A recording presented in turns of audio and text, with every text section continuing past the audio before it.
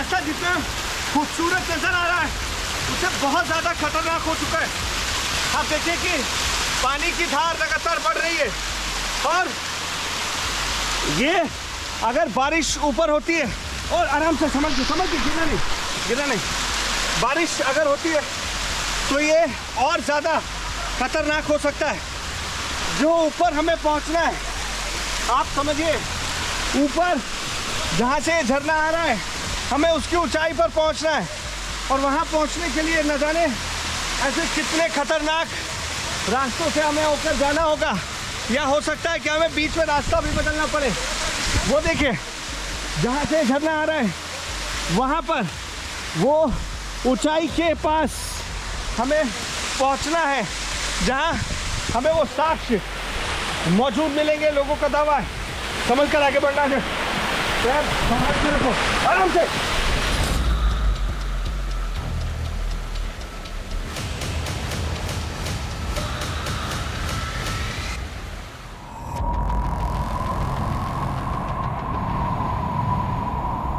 मार्ग कहीं कच्चा था, कहीं पक्का, कहीं सीढ़ी थी तो कहीं रपटीली चट्टानें। सबको पीछे छोड़ हम शिखर पर पहुंचने में कामयाब रहे, लेकिन तेज हवाओं ने पांव उखाड़ दिए थे। खुद को संभालना मुश्किल हो रहा था।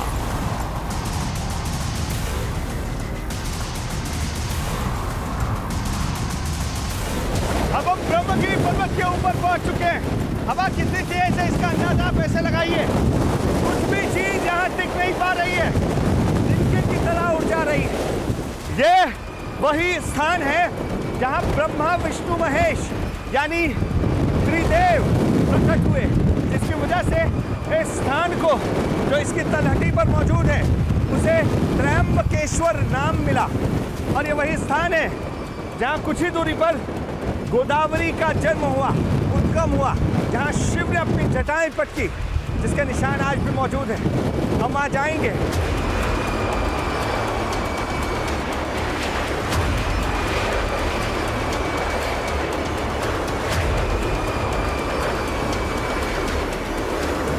मौसम तेजी से बदल रहा था। तेज हवाओं के साथ धुंध ने भी पूरे इलाके को चपेट में ले लिया। कुछ नजर नहीं आ रहा था। इस पर गिरने के बाद आपका बचना नामुमकिन है। अभी तो दृश्य दिख रहा था वहाँ पर सिर्फ कोहरा ही कोहरा, सिर्फ सफेद चादर है। कुछ दूर से देख पाना मुमकिन नहीं है।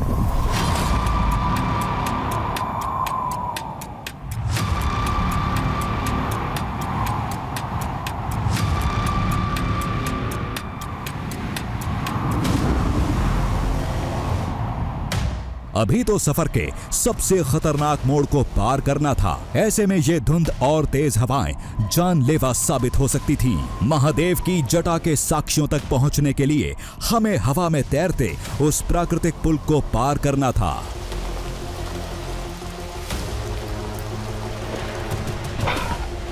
जिन रास्तों पे हैं, यकीन ही नहीं होता कि पहाड़ों के बीच ये रास्ता हो सकता है।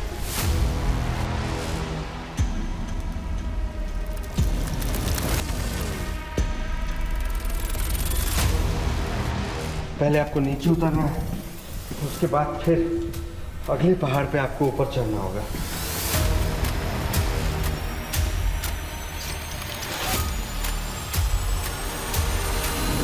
ये संकरा रास्ता सीधे पहुंचता था यहाँ ब्रह्मगिरी पर्वत के सबसे खतरनाक हिस्से में।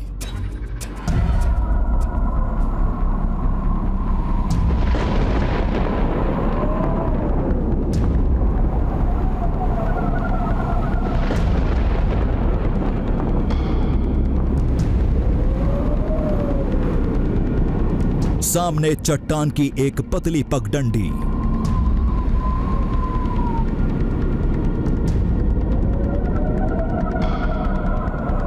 दोनों तरफ मौत की सैकड़ों फीट गहरी खाई।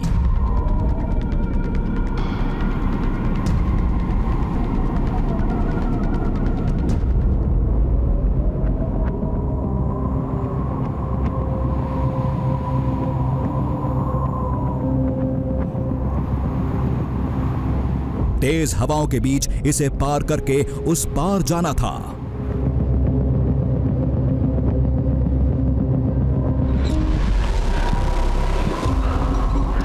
हमारे पास ज्यादा वक्त नहीं था, मौसम साफ होने का इंतजार नहीं कर सकते थे।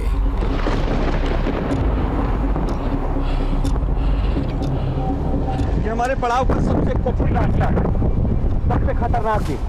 अभी आपको इसकी खतरनाक होने का अंदाजा नहीं होगा। वजह आसमान है, यहाँ सिर्फ धुंध है, लेकिन जो तेज हवा आ रही है, पानी की फुहारें अपने साथ लेकर आ रही है और ऊपर से बारिश की बूंदें, यानी आपके ऊपर दो तरफ से प्रहार हो रहा है।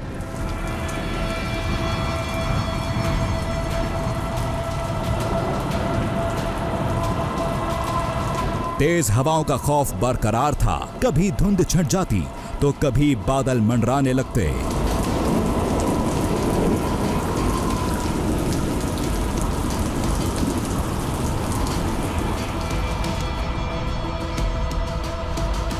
देखिए, अचानक धुंध हटती है तो आपको समझ में आता है कितनी ऊंचाई पर है। अब आप देख सकते हैं हम कितनी ऊंचाई पर मौजूद हैं, वरना इस बात का अंदाजा भी नहीं होगा आपको कि हम कहाँ खड़े हुए हैं।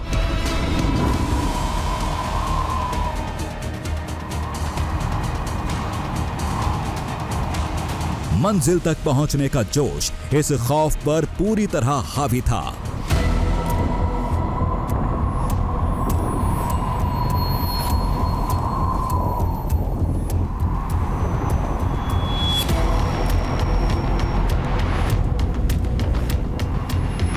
पर्वत का दूसरा सिरा अब हमारी जद में था।